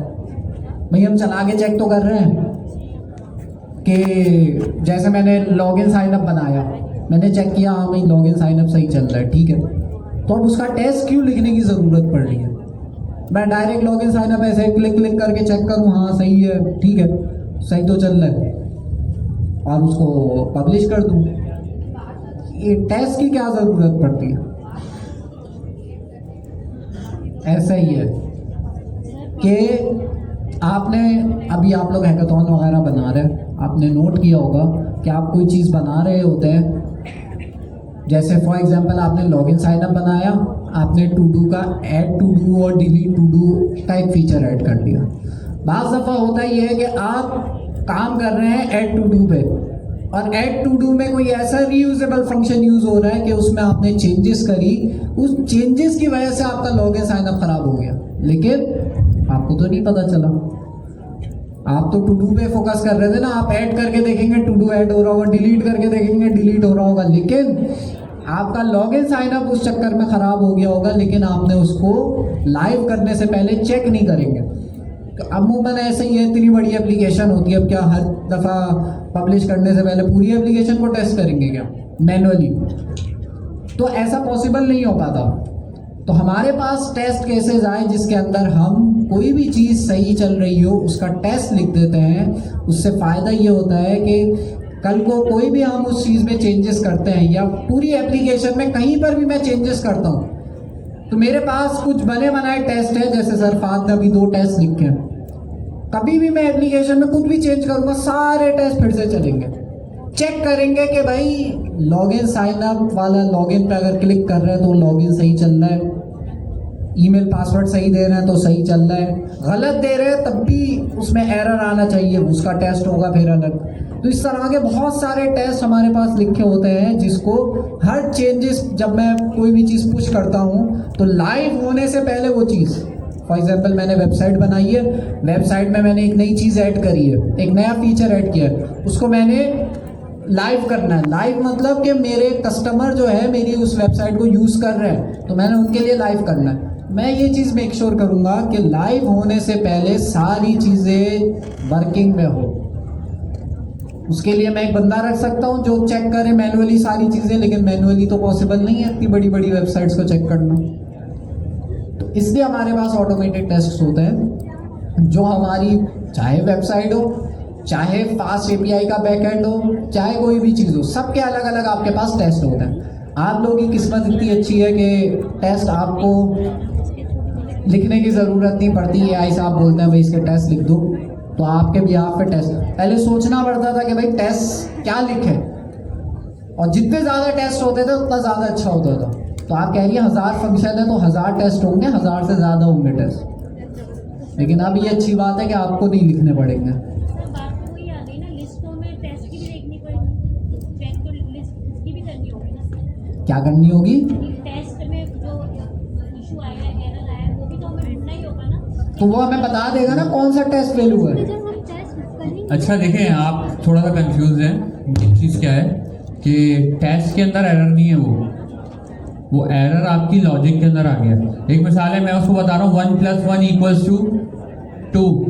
जब भी आप ये फंक्शन चलाओगे आपके पास आउटपुट कितना आना चाहिए? 2। अगर आउटपुट इसके 2 के अलावा अगर कुछ भी आ रहा है तो अज्यूम ये नहीं किया जाएगा टेस्ट खराब है, अज्यूम ये किया जाएगा आपकी लॉजिक छिड़ गई है या ख़राब हो गई है। अब आपने उसको जाकर डिबग करना है कि आपकी एप्लीकेशन में क्या मसला आ गया।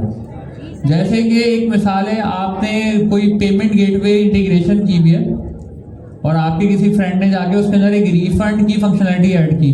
रिफंड हो जाता है ना ई-कॉमर्स के अंदर। अब जब उसने रिफंड ऐड किया है तो ये चीज़ मेक श्योर होनी चाहिए कि जब उसने रिफंड ऐड किया है तो हमारा पेमेंट गेटवे जो पूरा का इंटीग्रेशन था पेमेंट का वो ख़राब ना हुआ उसके अंदर कुछ भी, ठीक है। और यूजुअली लोग क्या करते हैं, भाई मेरे पास इतना टाइम नहीं होता कि मैं एक पहले कोड भी करूं फिर सबका काम टेस्ट करूं कि भाई सबके काम के साथ मेरा काम सही टेस्ट चल रहा है कि नहीं चल रहा है। इसको हम कहते हैं इंटीग्रेशन टेस्टिंग, ठीक है। सो अगर काम चल रहा है नहीं चल रहा, अभी जाकर मैं मैनुअली देखने से बेहतर है कि मैं टेस्ट केस लिख दूं। अच्छा, जो बहुत सारी कंपनियां आपको ऐसी मिलेंगी, बहुत सारी क्या आपको 90% कंपनियां ऐसी मिलेंगी जो टेस्ट केसेस नहीं लिखती, ठीक है। और उनकी एप्लीकेशन में भर भर के फिर मसले आते हैं। वो क्यों आते हैं? वो अपने डेवलपर को बोलते हैं कि जो ना टेस्ट कर लो, डेवलपर बोलता है टेस्ट कर लिया, सर मैंने लेकिन किया नहीं होता उसने। मैंने ये पूछना था, अगर हमारी एप्लीकेशन चल रही है वहाँ पे एरर आ गई, सही है, तो अगर हमें तो नहीं पता ना वहाँ एरर किस जगह आया है, तो फिर हमें पूरी टेस्ट लिस्ट पूरी चेक करनी होगी ना।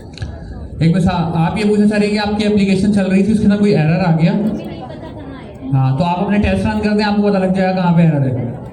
टेस्ट रन हो गई, उसमें आपके टेस्ट बता देंगे कहाँ पे मसला हो गया। पूरी लिस्ट उसकी टेस्ट की जो चल जी। रही है, टेस्ट प्रोग्रेस सारे के सारे टेस्ट केसेस रन कर दें तो आपकी एप्लीकेशन में जो बग भी आई है ना वो भी आपको ये टेस्ट केसेस बता देंगे कि आपका वो टेस्ट फेल होगा, आपको समझ में आ जाएगा कि यहाँ पर कोई मसला है। या तो फिर आइदर क्या होता है कि डेटा में कोई चेंज हो गया, या तो किसी ने कोड चेंज कर दिया।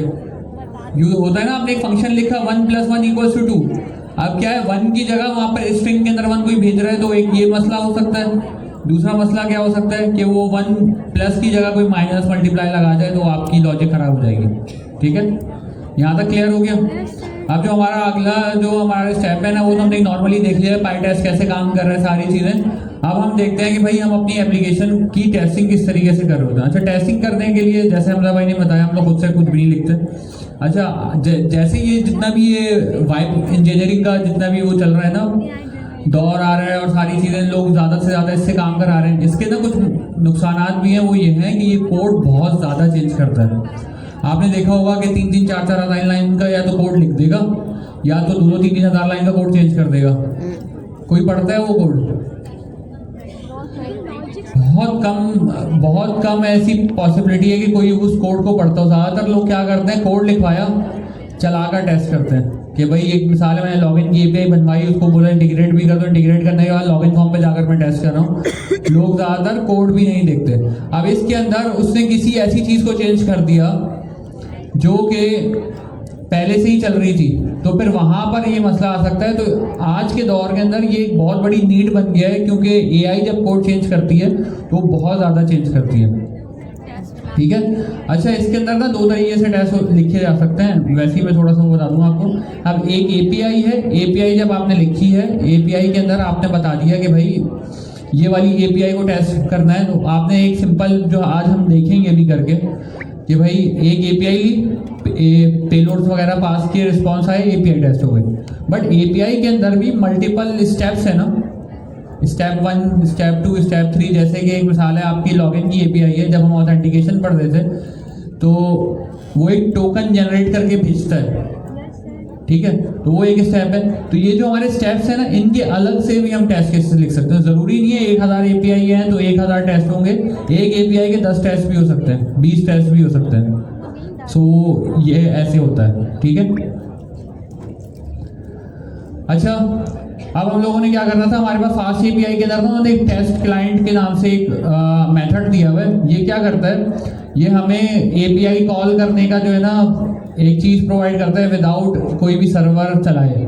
कैसे कि जैसे हमें कोई भी एपीआई कॉल करनी है, एपीआई कॉल करने के लिए या तो फिर हमें कोई ना कोई चीज़ इंस्टॉल करनी पड़ेगी। जैसे यूजुअली आपने देखा हो कर्ल के नाम से एक टूल होता है, उससे आप जो है अपनी एपीआई को टेस्ट कर सकते हो। अगर आपको कोई डेस्कटॉप एप्लीकेशन क्लाइंट है तो पोस्टमैन आपने देखा होगा, पोस्टमैन के थ्रू आप रन कर सकते हो, ठीक है। तो ये वाली सारी चीज़ें। बट हमारे पास क्या चीज़ है कि फास्ट एपीआई ने हमें एक मेथड दे दिया। इस मेथड के थ्रू हम क्या कर रहे हैं, अपनी एपीआई को कॉल करेंगे और ये उसको डायरेक्टली कॉल कर देगा विदाउट इंस्टॉलिंग एनीथिंग एल्स, ठीक है। यहाँ तक क्लियर है। उसके बाद जो नीचे क्या लिखा हुआ है हमारा ऐप डॉट मेन, ठीक है। इंपोर्ट हमने क्या किया उसमें से ऐप को किया। अब आप ये फायदा देख रहे हो कि वो जो हम लोगों ने उसको मॉड्यूल बनाया था, मॉड्यूल बनाते हुए हमने क्या किया, पूरे उसको मॉड्यूल बना दिया। वो जो मेरी मेन की जो फाइल है ना main.py, उसके अंदर से सिर्फ मैं ऐप को निकाल के लाया हूँ, बाकी सारी चीज़ें वहीं पे पड़ी हुई हैं, राउट्स वगैरह को नहीं लेके आया यहाँ पे, ठीक है। तो ये मॉड्यूलर बनाने से ना ये फायदा हो जाता है कि आप किसी भी चीज़ को कैसे भी पकड़ के इंपोर्ट कर सकते हो।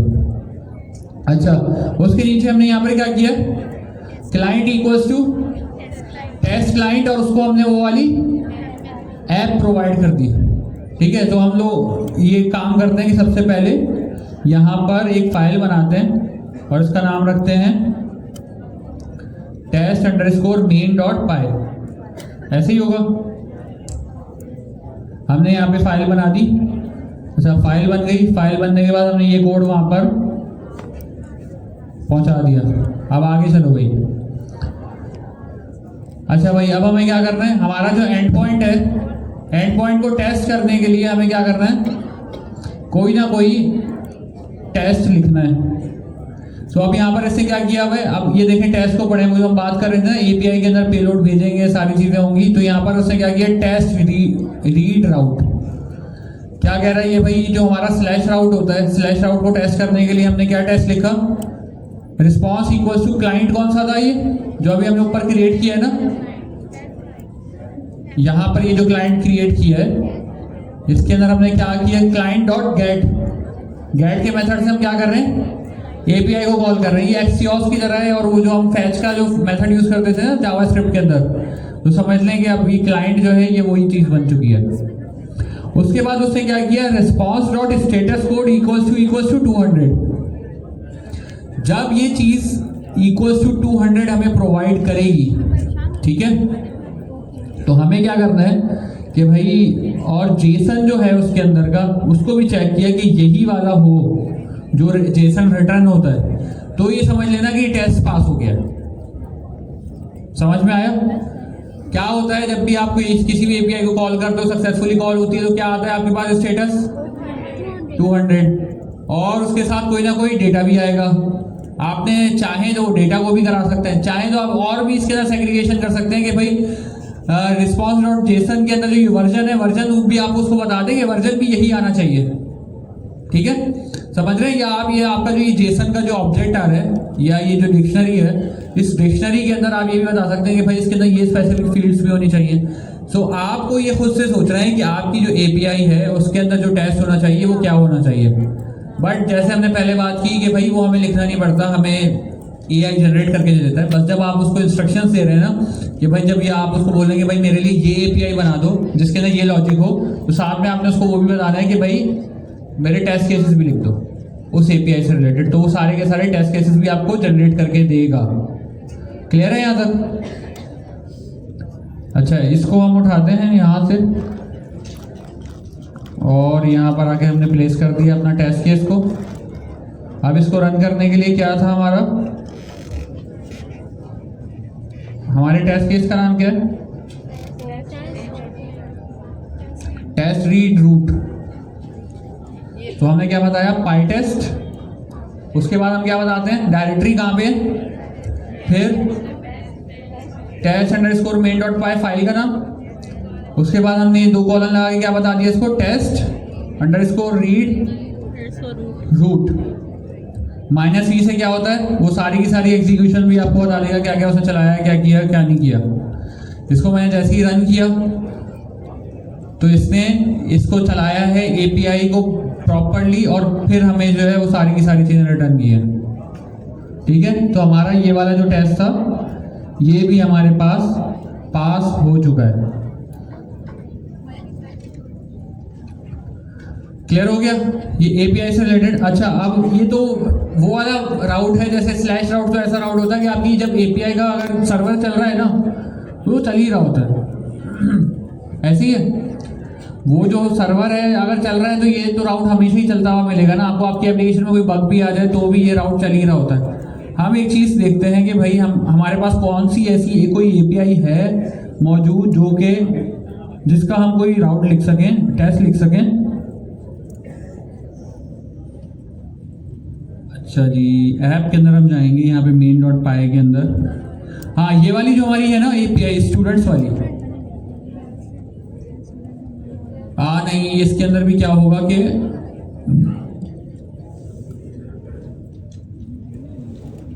हमारी कौन सी एपीआई ऐसी है जिसका मैं टेस्ट आपको चलाकर दिखाऊं।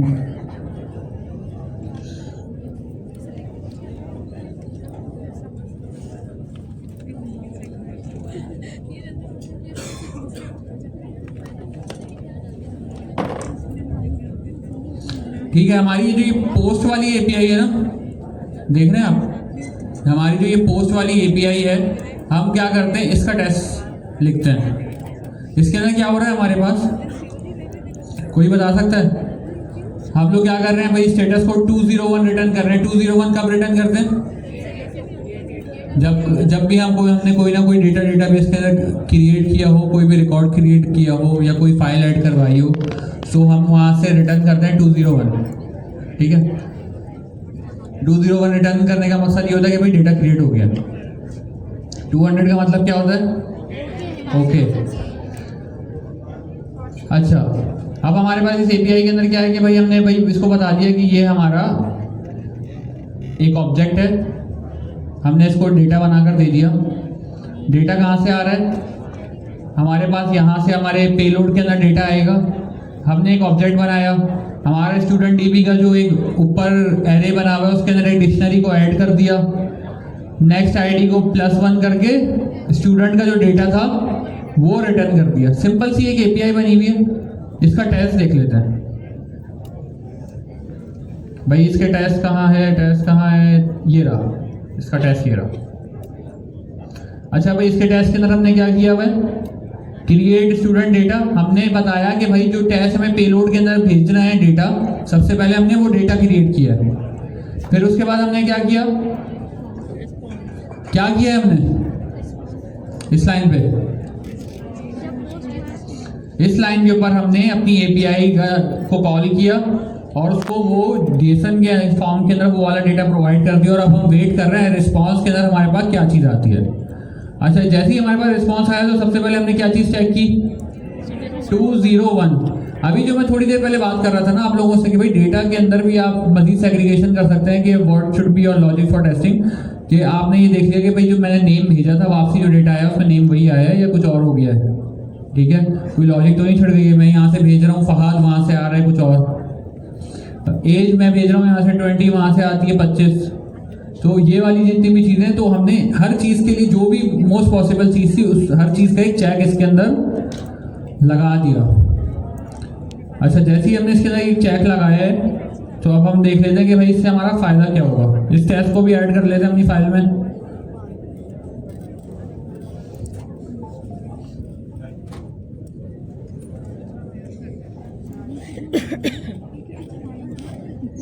तो हमारी टेस्ट की डायरेक्टरी के अंदर हम यहाँ पे आएंगे। हमने यहाँ पर अपने टेस्ट को प्लेस कर दिया और यहाँ पर रखने के बाद इसको अब इसको रन कर देते हैं। यहाँ पे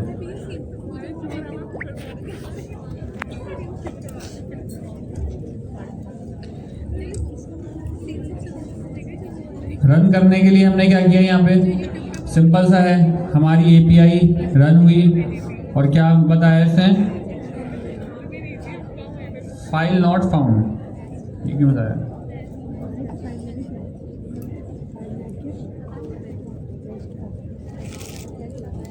हमने इसको लिखा कहाँ पे?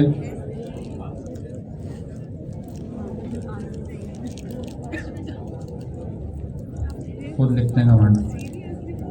पाई टेस्ट के बाद टेस्ट, ऐसे ही है ना, टेस्ट लिखे हैं। टेस्ट है, अच्छा, slash test underscore main dot py colon हमारे टेस्ट केस का नाम। अब चलना चाहिए, अब चल गया। तो क्या हुआ हमारे पास, हमारा जो ये टेस्ट केस था ये वाला भी चल गया। आप समझें कि अब ना थोड़ा सा अज्यूम करने का गेम है। ये टेस्ट केस तो हमने जो लिखा था, हमने जो एपीआई बनाई थी उसका टेस्ट केस तो चल गया। आप समझेंगे जो है ना, यहाँ पर कोई आया है इसी वाली फाइल के अंदर,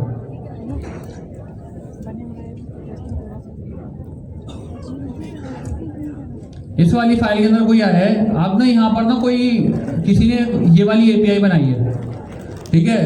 अभी इससे पहले जो मैंने फाइल बनाई थी एपीआई टेस्ट करने के लिए, अब यहाँ पर वो एपीआई भी मौजूद है। मैंने अपना काम कंप्लीट किया, कोड पुश कर दिया, खत्म हो गया। अब हमजा भाई ने अपने जो है ना लैपटॉप ऑन किया, अब हमजा भाई काम कर रहे हैं अपने सिस्टम के ऊपर, और उन्होंने क्या किया कि ये स्टूडेंट का डेटा जो अपडेट करने की एपीआई है ना वो भी लिख दी इसके अंदर। क्लियर है यहाँ तक? स्टूडेंट का डेटा अपडेट करने की एपीआई उन्होंने यहाँ पर बना दी, कोड पुश कर दिया, सारी चीज़ें हो गई, सही है। पर करते करते उन्होंने ना एक चीज़ कर दी, क्या कि यहाँ पर ना उनसे ये हो गया कि प्लस जो है ना 20 लग गया उनसे, ठीक है। जब वो कोड को अपडेट कर रहे थे, पता नहीं वो कुछ करना चाह रहे होंगे, गलती से +20 उन्होंने लिख दिया, जल्दी जल्दी में थे, कोड हो गया सही। अब उनका काम तो सही चल रहा है, स्टूडेंट का डेटा अपडेट होने में कोई मसला होगा उस एपीआई को? होना चाहिए? नहीं होना चाहिए। बट उन्होंने क्या गलती कर दी है, जिस भी डेवलपर ने ये काम किया है कि हमारी जो एपीआई थी ना उसको थोड़ा सा खराब कर दिया। अब उसका टेस्ट तो पास होगा, इसका पास नहीं होगा। आप चला कर देखें पुराना वाला टेस्ट,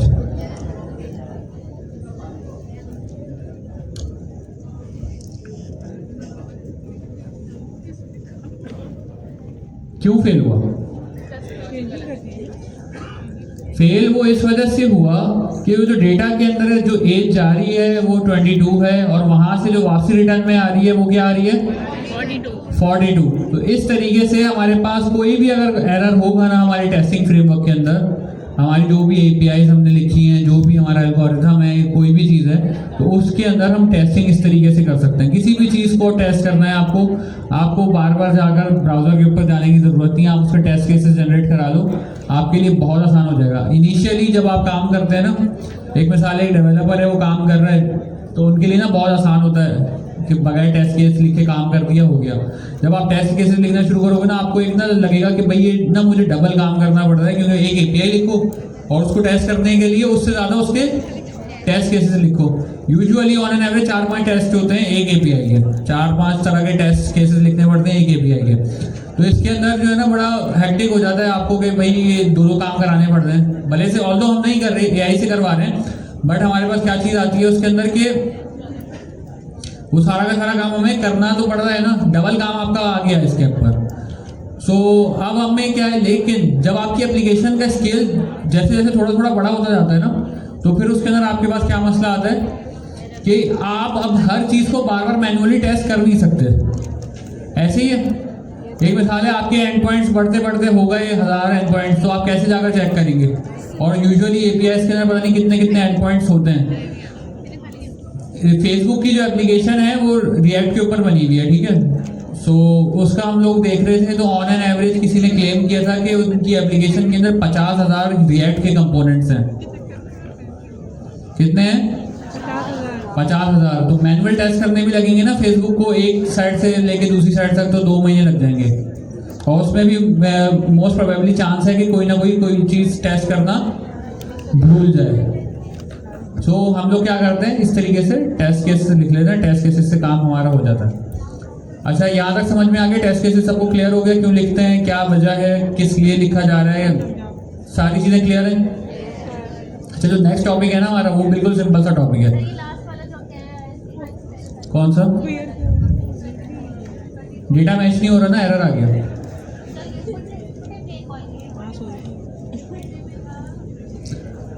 वो पोस्ट की जो एपीआई थी ना हमारी, डेटा पुट वाली कॉल नहीं की है मैंने, पोस्ट वाली का टेस्ट फेल हुआ है।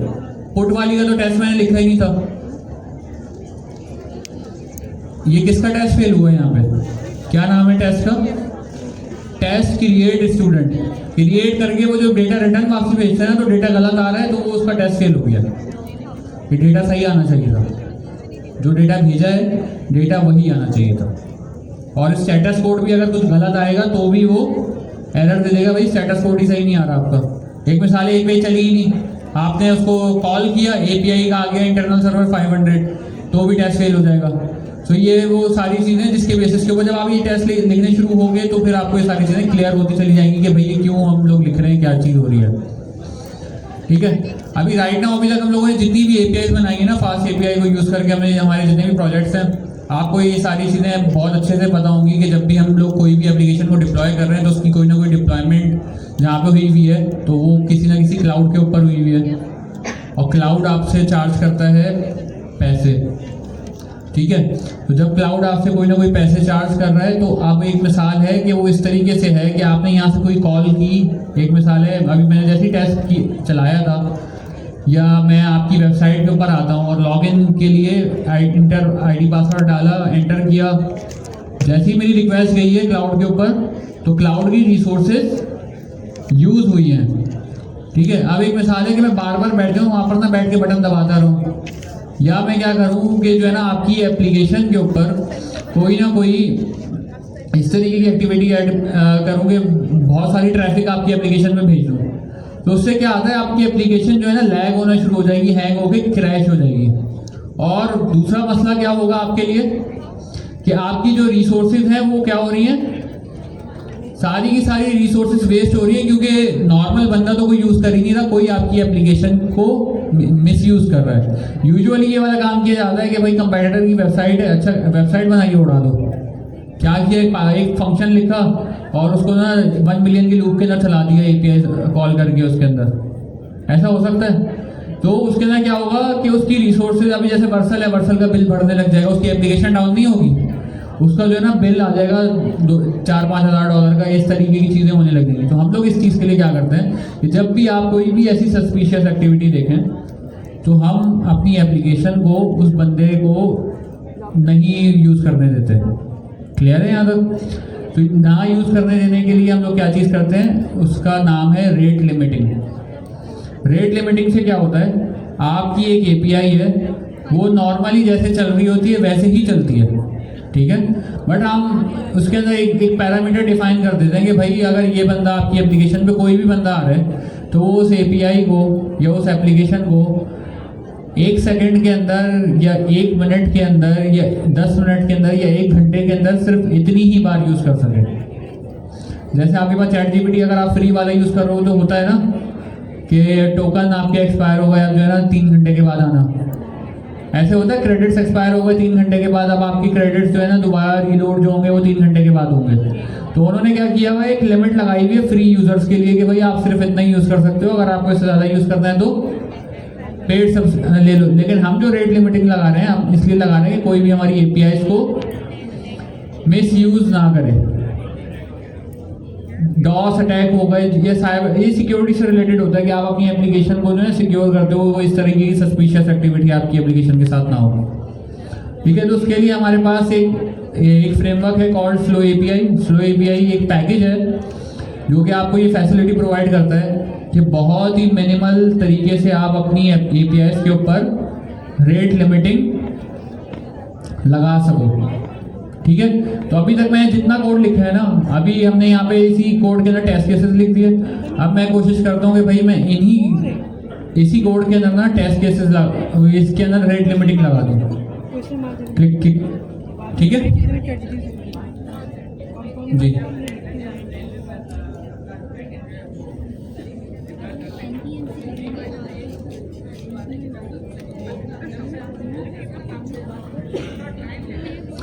वो टाइम वो लेगा टाइम, क्योंकि वो फ्री वर्जन है, उन्होंने डेडिकेटेड रिसोर्स आपके लिए एलोकेट नहीं किया। वो मैंने यूज़ नहीं किया हगिंग फेस वाला। फ्री वाले जितने भी होते हैं उनके सबके अंदर आपको ना ये वाला, इसको कोल्ड स्टार्ट कहते हैं, कोल्ड स्टार्ट इशू होता है।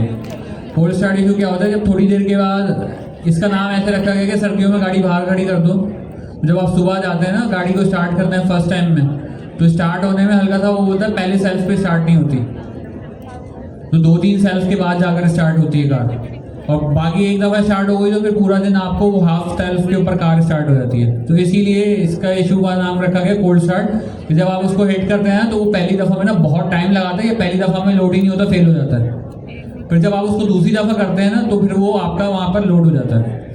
ठीक है, तो ये ज़्यादातर इन लोगों ने या तो सर्वरलेस वाली जितनी भी हैं उन्होंने लगाई हुई है, या आप जहाँ पर भी फ्री कोई भी चीज़ यूज़ करोगे तो वहाँ पर ये चीज़ आपको लगी भी मिलेगी उनकी तरफ से, ताकि उनकी रिसोर्सेज वेस्ट ना हो।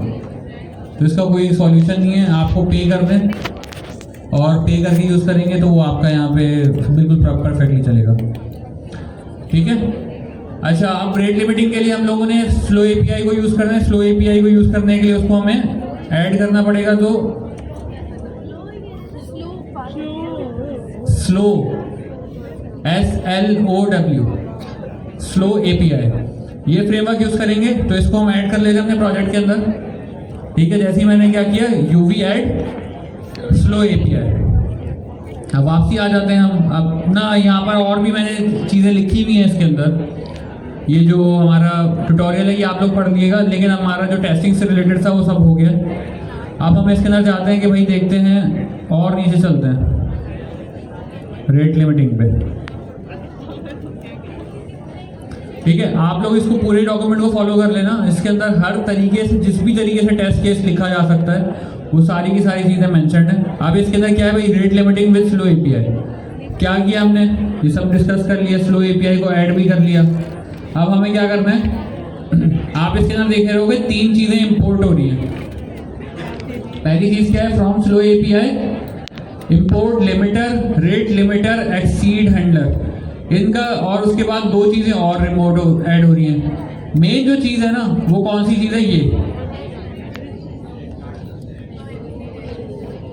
From slow API util import get remote address. ये मेथड मैं आपको सिर्फ डिफाइन करना चाहूँगा, इसका बाकी सारी की सारी चीज़ें बिल्कुल नॉर्मल हैं, उसको नहीं भी पता हो तो कोई चीज़ नहीं है। आप किसी को आइडेंटिफाई कैसे करोगे कि ये बंदा जो है ये बार बार आ रहा है आपकी एप्लीकेशन के ऊपर, आईपी एड्रेस से क्यों, ईमेल से क्यों नहीं कर रहे? ईमेल तो चेंज कर सकते हैं,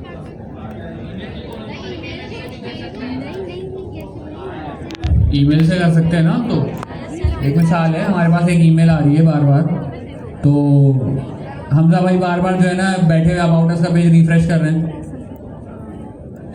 तो हमारे और अगर लॉगिन हुए हुए तो हम रोक सकते हैं।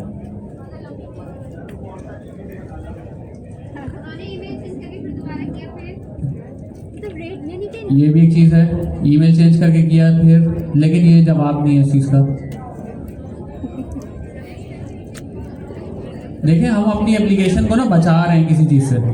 एक चीज़ के ऊपर किसी चीज़ के ऊपर शील्ड बनाई है, तो अगर हम कोई एक मिसाल है उसके ऊपर कोई पत्थर फेंकते हैं तो वो पत्थर उस शील्ड को लग के गिर जाए, ना कि उस चीज़ को लग के बाहर गिरे। सो ये जो हमारी जो रेट लिमिटिंग होती है ना हमारी एप्लीकेशन के बाहर होती है। हमारी एपीआई इन्वोक होने से पहले ही रेट लिमिटिंग वाली जो लॉजिक है वो रन होगी। मतलब स्लो एपीआई क्या कर रहा है, आपकी एपीआई को हिट करने से पहले स्लो एपीआई का फंक्शन चलता है, वो आईपी एड्रेस को लेता है। आईपी एड्रेस, आपको ये चीज़ पता होगी कि आपका जो आपके घर में राउटर जो लगा हुआ है, हर राउटर का कोई ना कोई एक यूनिक आईपी एड्रेस होता है।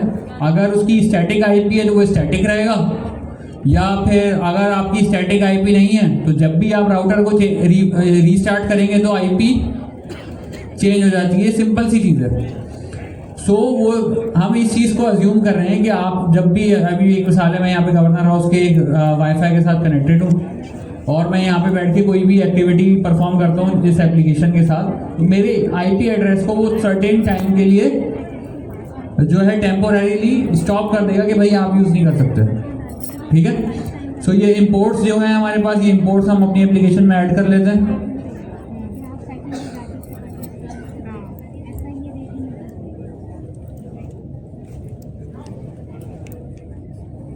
ये तीनों इंपोर्ट्स आ गई हैं हमारे पास।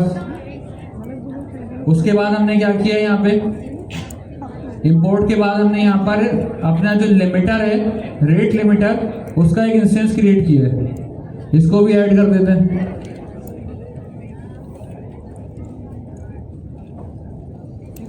लिमिटेड इंस्टेंस में कुछ भी नहीं हो रहा, वो जो गेट रिमोट एड्रेस वाला जो फंक्शन था ना, हमने वो पास कर दिया। और ये लिमिटर हमने कहाँ से मंगाया है? स्लो एपीआई में से मंगाया है। ठीक है, उसके बाद हम क्या कर रहे हैं, हमने यहाँ पर दो चीज़ें बनाई हैं भाई। अभी तक लिमिटर बनाए हैं हमने, लेकिन अपनी जो हमारी करंट एप्लीकेशन है फास्ट एपीआई की, उसके साथ ऐड नहीं किया। ठीक है, तो अभी फास्ट एपीआई को पता नहीं है कि उसको पहले उसके बाद कोई भी रिक्वेस्ट आ रही है तो पहले स्लो एपीआई को चलाओ, फिर वो अपनी एपीआई को हिट करो। तो हमने क्या किया, हमारे पास ये क्या हुआ है, app.state.limiter लिमिटर प्रोवाइड किया, और हमने एक्सेप्शनल हैंडलर के अंदर ये भी बता दिया कि भाई एक्सेप्शन हैंडलर क्या है कि आप जब उसको हिट करेंगे, जब एक्सेस हिट करेंगे तो वहाँ से कोई ना कोई एरर आएगा। तो ये जितने भी टाइप्स के एरर्स हैं ना, वो भी स्लो एपीआई हमें प्रोवाइड करती है। जैसे आपके पास टू मनी रिक्वेस्ट का स्टेटस कोड क्या होता है? 429। इतना तो पता होगा ना? 429 वाला तो सबको पता होगा। टू मनी रिक्वेस्ट तो पता होगा। जेमिनाई में कोटा जी खत्म वो जो कोटा खत्म हो जाता था। 401 अनऑथराइज्ड होता है। ठीक है, तो ये सारी चीजें हमारे पास नोट आ जाएंगी इसके अंदर से। कहाँ से? रेट लिमिट एक्सेप्शन हैंडलर से। इसको भी यहाँ पर ऐड कर देते हैं। देखिए, अब ना हमारा काम यहाँ पर जो हमने जो अटैच करना था ना रेट लिमिटिंग से रिलेटेड कोई भी चीज़, वो हमारा काम यहाँ तक कंप्लीट हो चुका है। अब हमें क्या करना है, बस अब हमें ये चीज़ बतानी है कि हर एपीआई को कि कौन सी एपीआई पे रेट लिमिटिंग लगानी है, कौन सी एपीआई पे रेट लिमिटिंग नहीं लगानी। तो हम सिंपल सा यहाँ पर आएंगे और नीचे आ जाते हैं। भाई ये बता रहा है कि हमारी जो एपीआई है कौन सी है भाई, जो कि स्टूडेंट्स को गाइड करती है। ठीक है, उसके अंदर हमने यहाँ पर कौन सा डेकोरेटर ऐड कर दिया? लिमिटर डॉट लिमिट और 5/मिनट, मतलब 5 पर मिनट। सो 5 रिक्वेस्ट पर मिनट तक की हम उनको दे रहे हैं इजाज़त। उसके बाद हम क्या कह रहे हैं कि भाई आप जब 1 मिनट पूरा हो जाएगा, आपको फिर नेक्स्ट 5 जो आपकी रिक्वेस्ट हैं वो आपको मिल जाएंगी। ठीक है, तो हमें सिंपल सा क्या करना है, ये जो लाइन है ना अपनी एप्लीकेशन के अंदर जाकर ऐड करनी है। नीचे वाला तो ये सेम ही रहेगा ना। जैसे कि अगर हम यहाँ पर आते हैं, हम देखते हैं यहाँ पर जो ये अभी एपीआई हम दिखा रहे हैं, यहाँ पर ये सेम ही बना हुआ है। ये वही चीज़ है ना जो पहले से लिखी हुई थी मैंने। हमने क्या किया है, सिर्फ एक ये वाली लाइन ऐड की है यहाँ पे। लिमिटर डॉट लिमिट वाला जो था, एक मेथड कॉल कर दिया यहाँ पे, सिंपल सी एक लाइन ऐड कर दी है उस लिमिटर को यूज़ करते हुए। और यहाँ पर कैसे बता दिया, 5 पर मिनट मैंने इसके ऊपर लिमिट लगा दी है। 5 से ज़्यादा दफ़ा इस एपीआई को मैं सेम आईपी एड्रेस से कॉल नहीं कर सकता। सिंपल है। मेरा ये यहाँ पर यूनिकॉर्न का सर्वर चल रहा है, उसने चेंजेस डिटेक्ट कर लिए होंगे। अब हम चलते हैं और ये जो /students वाली एपीआई है, इसको हम यहाँ पर आकर क्या करते हैं, यहाँ पर मैं क्या करता हूँ, लोकल होस्ट 8000/students। ठीक है, अच्छा उससे पहले मैं क्या करता हूँ, यहाँ पर इंस्पेक्ट खोल लेता हूँ अपने पास नेटवर्क टैब, ताकि मुझे पता भी लगता रहे ना कि भाई जो मैंने एपीआई कॉल की थी उस एपीआई का रिस्पांस मेरे पास क्या है। ठीक है, तो मैंने यहाँ पर इसको पहली दफ़ा कॉल किया, अच्छा सॉरी उसने उस चीज़ को डिटेक्ट ही नहीं किया, /students। अब जैसे ही मैंने इसको कॉल किया तो क्या हुआ, यहाँ पर पहली दफ़ा तो एपीआई कॉल हो गई और इसके अंदर से क्या आ रहा है डेटा में मेरे पास, एम्प्टी, कोई डेटा ही नहीं है। चलें दोबारा कॉल करते हैं। दूसरी दफ़ा भी चल गई, स्टेटस कोड क्या है मेरे पास 200। तीसरी दफ़ा चलाते हैं, तीसरी दफ़ा भी चल गई, चौथी दफ़ा भी चल गई। अब चलनी चाहिए, क्यों 5 चलनी चाहिए ना। 5 पांचवी दफ़ा भी चल गई, क्या अब चलनी चाहिए? अब देखते हैं। अब हमारे पास क्या आया फौरन, 429 स्टेटस कोड के साथ उसने क्या बोल दिया हमें कि भाई रेट लिमिट एक्सीडेड 5 पर 1 मिनट। ठीक है, तो ये इतना सिंपल था रेट लिमिटिंग इम्प्लीमेंट करना। और आप लोग भी कर सकते हैं अपनी एप्लीकेशन के अंदर कि भाई आप एक सर्टेन लिमिट अलाउ करें किसी भी यूज़र को। उसके बाद अच्छा, आप ज़रूरी नहीं है कि आप इसको पर मिनट के हिसाब से लगाओ। आप इसको आप चाहते हो कि भाई ये मेरी एप्लीकेशन कोई बहुत ज़्यादा यूज़ भी नहीं करे फ्री में, लेकिन आप उसको चाहते हो कि डेमो भी दो, तो आप घंटे के हिसाब से भी लगा सकते हो कि आपकी जो रिसोर्सेज हैं वो कम यूज़ हो। क्लियर है यहाँ तक? ठीक है। सो कोड सर पूछ रहे थे कुछ, सारा मैं आपको रिपोजिटरी URL दे रहा हूँ। तो ये आप जब तक गिटअप पे पुश कर दें और जो है फिर हम आगे इसी पे डिस्कशन करेंगे। अच्छा, रेट लिमिटिंग तो आप लोग बहुत ही इससे फेमिलियर होंगे क्योंकि आप लोगों की लिमिट ही हिट होती रहती है, ऐसा ही है ना। तो यही रेट लिमिट वाला ही कॉन्सेप्ट है। ये बॉट्स को रोकने के लिए भी यूज़ होता है, या आपकी लिमिट जो है उसको एक्सीड ना होने के लिए भी यूज़ आप लोग कर सकते हैं कि भाई कोई अगर $10 दे रहा है तो उसकी लिमिट आप बढ़ा सकते हैं। कोई अगर फ्री वाला यूज़ कर रहा है तो उसकी रेट लिमिट जल्दी होगी। तो रेट लिमिट का कॉन्सेप्ट जो है वो आपको पता होना चाहिए।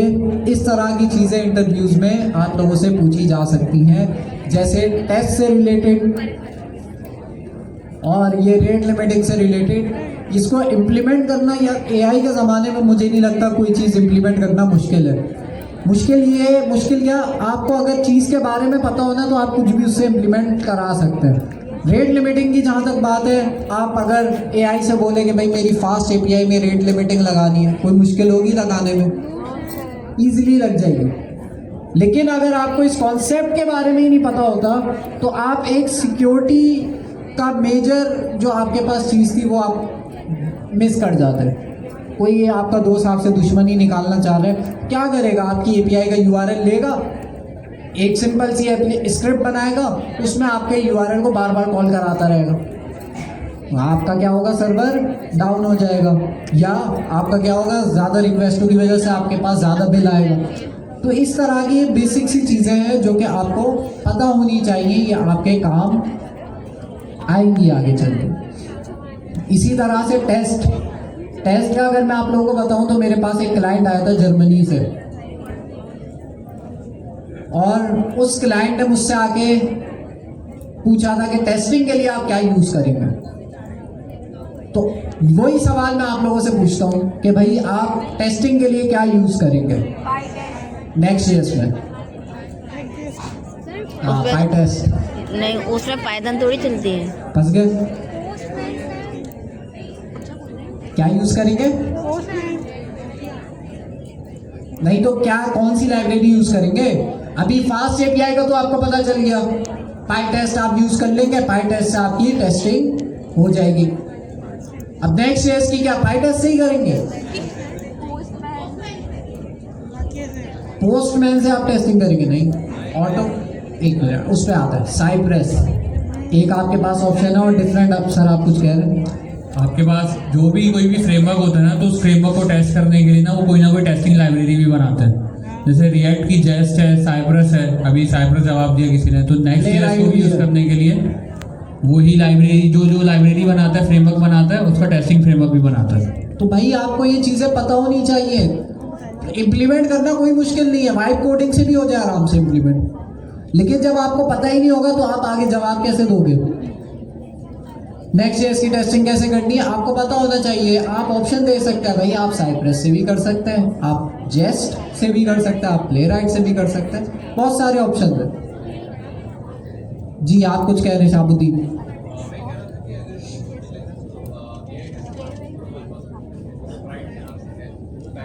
प्लेराइट के नाम से ना, राइट।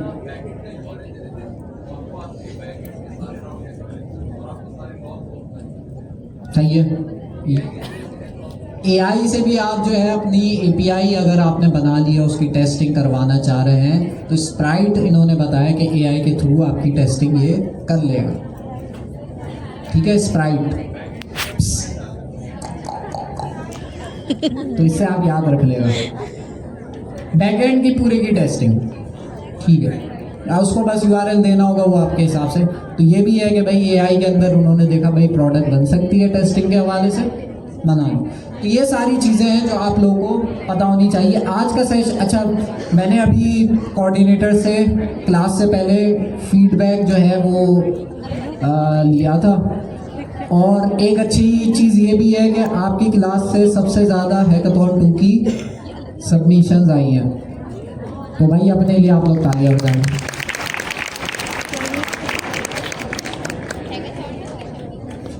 वो नहीं बजा रहे थे, इन्होंने सबमिट नहीं करा है, वो मैं नोट कर रहा हूँ। मैंने कहा हम क्यों बजाए, हमने थोड़ी बनाए। अच्छा, तो जो मैंने अभी फीडबैक लिया उससे 2-3 चीज़ें मुझे समझ आई। एक, जिन्होंने हैकाथॉन स्टार्ट ही नहीं किया वो तो लेजेंड्स हैं, उनको मैं कुछ नहीं बोलूँगा। वो फिर जो हमारी क्लास में टॉपर्स हैं उनसे भी ऊपर, तो उनसे मैं बात नहीं कर रहा। लेकिन जो हैकाथॉन कर रहे हैं, और कुछ लोग कहीं ना कहीं फंसे हुए होंगे, कहीं ना कहीं कुछ ना कुछ कर रहे हैं, उनसे मैं बात करूँगा, और उनसे जो मुझे फीडबैक मिला है वो मेरे लिए वैल्यूएबल है। पहली चीज़ के क्या चीज़ थी, हाँ, हैकाथॉन के अंदर बेटर ऑथ में कुछ स्टूडेंट्स को मसला आ रहा है। ऐसे ही है, कहाँ है भाई अब हमारे कंटेंट क्रिएटर्स जो यहाँ पे अपने कंटेंट बनाते हैं? कहाँ है मुजफ्फर? नहीं आया आज? कहाँ है? नहीं, नजर नहीं आ रहा। गाँव में भाग गए। ये हमारे दूसरे कंटेंट क्रिएटर, यहाँ खवातीन से भी है। कहाँ है? ये बैठी हुई रिकॉर्ड कर रही है। और तो भाई आप लोगों के पास इतना अच्छी वीडियो का आइडिया आपको मिल रहा है बेटर ऑथ की ऑथेंटिकेशन सिखाने का, तो बना के डाल देना। आज आप लोगों का जो ऑनलाइन सेशन हो रहा है वो ऑथेंटिकेशन पे ही हो रहा है, जिसकी रिकॉर्डिंग भी आपको मिल जाएगी। लेकिन जो इस तरह के स्टूडेंट्स हैं जिनका यूट्यूब चैनल है और वो स्टूडेंट्स के लिए लर्निंग कंटेंट बनाना चाहते हैं, तो भाई इस तरह की गैप ढूंढा करें और उस पर वीडियो बनाया करें। आपके चैनल की भी ग्रोथ होगी, आपकी भी ग्रोथ होगी, आपको भी मज़ा आएगा, और जो फंसे हुए हैं उनकी भी प्रॉब्लम्स सॉल्व हो जाएंगी। तो बेटर ऑथ से रिलेटेड एक चीज़ तो मैंने बता दी। दूसरा, आप लोगों ने आज का ऑथेंटिकेशन वाली वीडियो लाजमी देखनी है, जो कि आपके कहाँ पे रिकॉर्डेड मिलेगी? पेनावर्सिटी के चैनल में। ठीक हो गया। दूसरी चीज़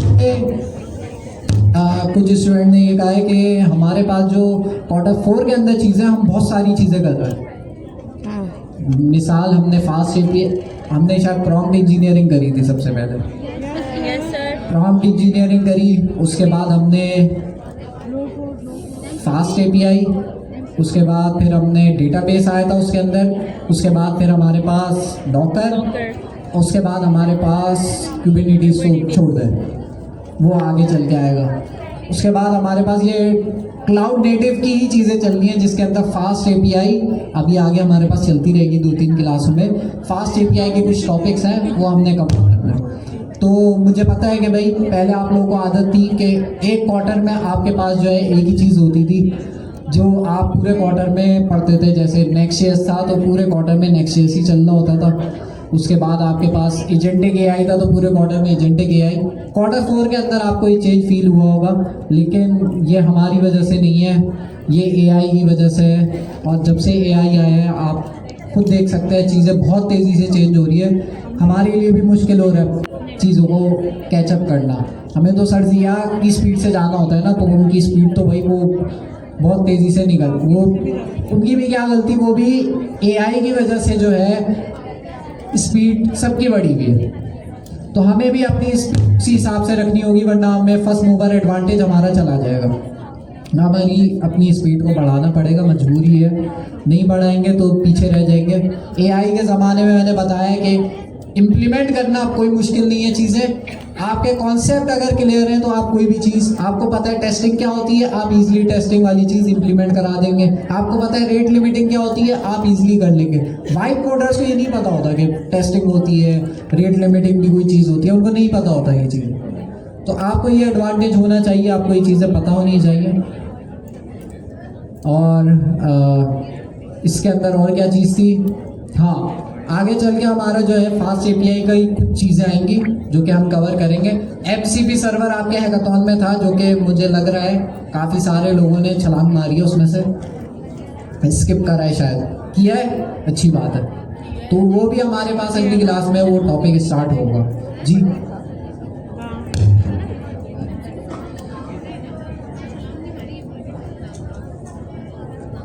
उसके अंदर सर अमीन ने कहा है कि आपको जो है रियायत है, क्योंकि वो पेड वाला ऑप्शन भी आ जाता है उसके अंदर।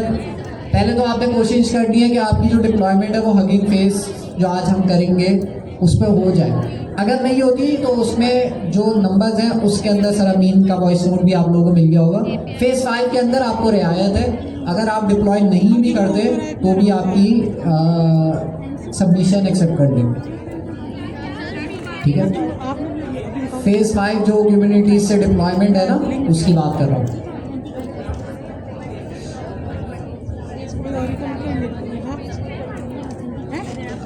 प्लॉट से एजेंट और स्किल तो बनाना सीख लिया था ना, अब उसके अंदर बहुत सारी और चीज़ें हैं, लेकिन क्या क्या करें, है और भी चीज़ें हैं। आपको पेनावर्सिटी की अगर आप फैक्ट्री वाली बुक देखें ना, उसके अंदर सब चीज़ें आपको मिल जाएंगी। पेनावर्सिटी की जो एजेंट फैक्ट्री वाली बुक है उसमें आपको सब चीज़ें मिल जाएंगी। अच्छा, आपने स्क्रीन वो शेयर कर दिया, मैं ईमेल बता देता हूँ और स्क्रीन स्टॉप कर दें और मैं ईमेल बता देता हूँ आपको। अच्छा, ये आपने वो किया हो, लेकिन मुझे स्क्रीन में पुश करना होगा ना, तो आप मुझे ऐड कर दें कोलैबोरेटर में।